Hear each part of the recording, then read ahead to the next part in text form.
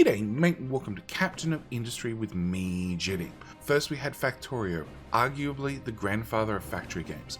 Then we had Factory Town, the first to really make something 3D.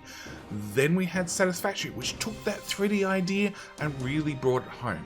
We've had other games like Shapes.io, which brought simplicity, and Learning Factory, which featured factories for cats. We've had Voxel Tycoon with its mix of Transport Tycoon and factory elements. We've had Dyson Sphere, which took our factories to space. And now we have Captain of Industry, which combines your factory with an RTS. Captain of Industry starts with you as the ship's captain, landing on an island unmarked on any maps. We can assume there's been some sort of post-apocalyptic disaster, be it either nuclear warfare, raising sea waters, or maybe the post-COVID zombie apocalypse. Either way, you land with your damaged ship and what survivors you've rescued to start a new way of life, balancing resources as well as the needs of your people. Resources on the starting island are limited. Well, at least on the surface. You can mine and smelt the local resources, dismantling the first building here and turn that scrap back into usable iron via a blast furnace with the addition of some charcoal by cutting down some of local forests and converting the wood into coal.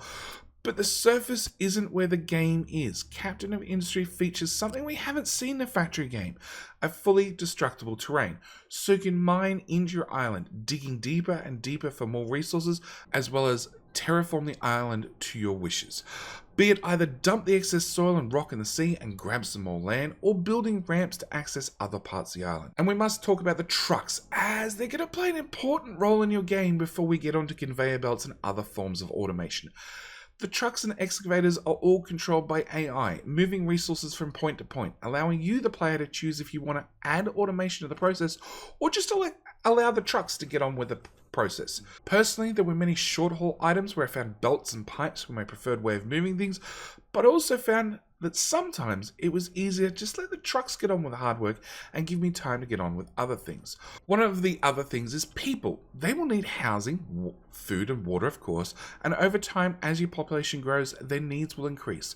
More food, running water, as well as I'm sure with time as the game moves out of the pre-alpha stage, I fully expect some sort of medication will be added because of course there's already a disease in the game. Now I've had a chance to play the pre-alpha stage of the game for about a week now, and most of the footage you have seen is from my third playthrough of the game. Yep, I failed twice already.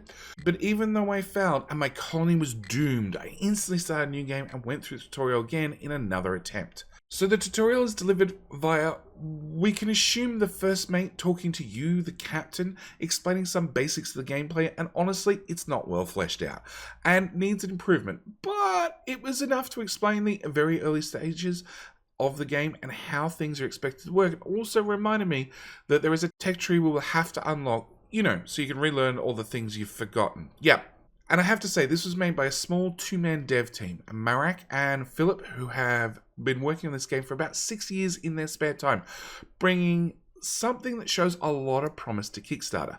Now, one thing I really haven't spoken about, because I'm not sure how it'll work in the long term, is the combat system. Your boat, once repaired and refueled, oh yes, your trucks don't run on love, goodwill, and game engine magic, you'll need to produce your own fuel to keep your industrial empire running. But the boat, it allows you to explore points of interest on the map. Some of these may contain survivors who are willing to join your cause, and other times you will encounter enemy boats that honestly you have no option to run from, as the combat system upgrades currently aren't implemented in this stage of the game. Honestly, this is the only feature. I can't tell you where it's going and if it's something to be excited about or something to ignore. I have spoken to devs and they've told me that the combat system will be mostly autonomous, and ship upgrades and better manufactured ammo will allow you to beat stronger enemies that are gating you from delving deeper into the world map. One thing I've completely glossed over in the game is Unity. Unity is like a morale. Let's call it morale for simplicity's sake. It tends to work like morale does in most games. You can either use it to, boost production by making people work 24-hour shifts, which costs them a little bit of morale. At the same time, you can use it to instantly purchase upgrades for buildings or instantly build buildings not requiring the actual resources that you should have had on site to build that item in the first place. It is an interesting dynamic. It's a different dynamic. It's It's something that, honestly, I don't know if I'd use it a lot, but it's very, very nice to have for those, oh my god, rainy day situations. Yes, yes, very, very handy to have. It is a little bit of a problem sometimes. There was a stage where I was doing a little bit too much research and a little bit too much of this, and there was a little bit of disease in the colony, and things went bad because my Unity/morale got a little bit too low. But apart from that, it's been a lot of fun to play with.